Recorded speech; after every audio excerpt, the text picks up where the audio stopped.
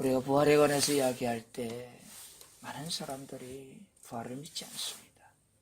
또 부활에 관한 신앙이 없습니다. 성경을 믿지 않는 사람들이 도처에 몰려 있습니다. 이들은 소위 진보라고 하는 자유주의자들입니다.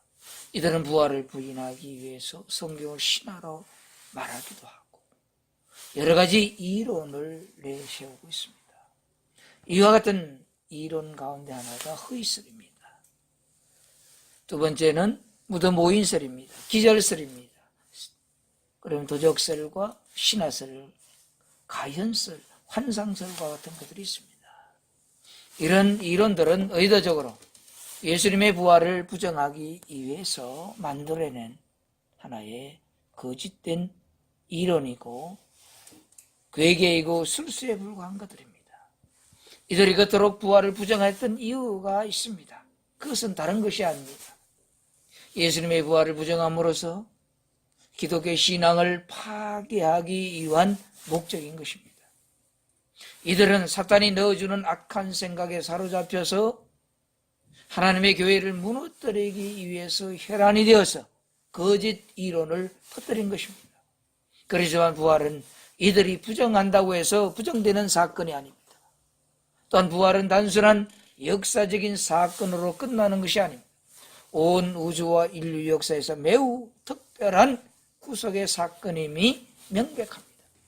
만약 예수님의 부활의 사건이 일반적인 사건과 같다면 기독교 신앙은 매우 심각한 위기에 직면하게 됩니다. 그런데 오늘날 부활 신앙은 강단에서 어떻게 선포되고 있습니까?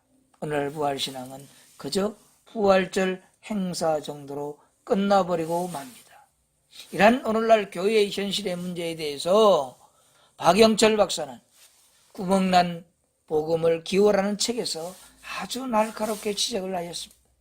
그는 평생 신학교에서 전도학을 가르쳐 왔는데 그의 책의 서문을 통해서 현대교회 강단에서 선포되는 복음에 대해서 상업주의와 실용주의로 인한 미제 복음이라 진단하였습니다.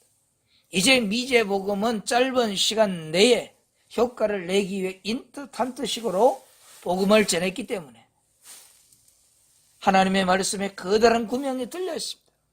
미국식 복음은 사람들이 복음을 받았는데 어느 정도 효과는 있으나 본질 자체를 변화시키는 데는 부족합니다.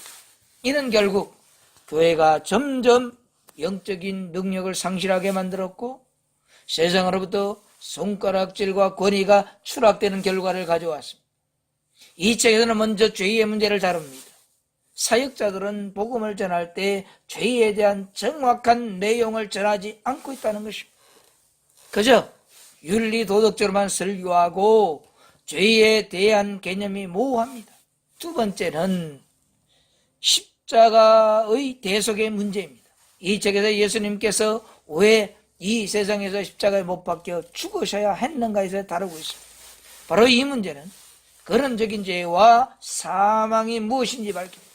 따라서 근원적인 죄란 하나님의 주인으로 모시지 않고 자기가 하나님 같은 주인이 되어서 살아온 죄를 의미합니다.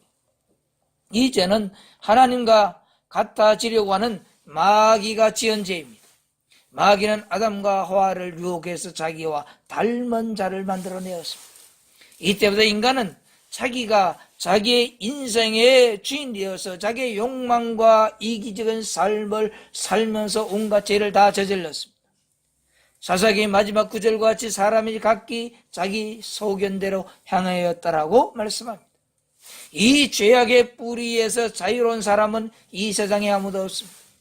이 세상에서 죄의 뿌리를 제거하지 않는다면 아무런 소용이 없습니다. 이 죄악의 뿌리를 제거하기 위해서 예수님이 이 땅에 오신 것입니다. 세 번째는 부활입니다. 대부분의 복음 메시지는 부활 사건에 초점이 맞춰져 있습니다. 그런데 예수님께서는 유일하게 강조하신 것은 부활 사건을 예표하는 요나의 표적에 대하여 말씀하셨습니다. 초대교회는 주님의 제자들이 전한 복음 메시지는 예수님의 부활이 있었습니다.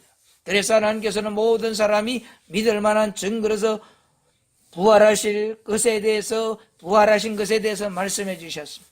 네 번째로 성경은 회개에 대해서 무엇인지 정확하게 진단하고 있습니다. 회개란 예수님의 부활과 예수님이 자기의 주인 되심과 하나님 되심을 믿지 않는 것에부터 돌이키는 것을 의미합니다. 마지막으로 영접의 문제입니다. 영접이라고 하는 것은 회개한 심령 가운데 예수님이 실제 우리의 주인이여 나의 주인이여 하나님이심을 받아들이는 부활의 증거, 역사적인 사실과 언약을 믿는 것을 의미합니다. 요한복음 1장 12절에 영접하는 자 그 이름을 믿는 자에게는 하나님의 자녀가 되는 권세를 주셨으니라고 말씀합니다. 여기서 영접이란 헬라어로 엘라본이라고 하는데 이는 람바노의 과거 부정 능동 여기까지 그러네요.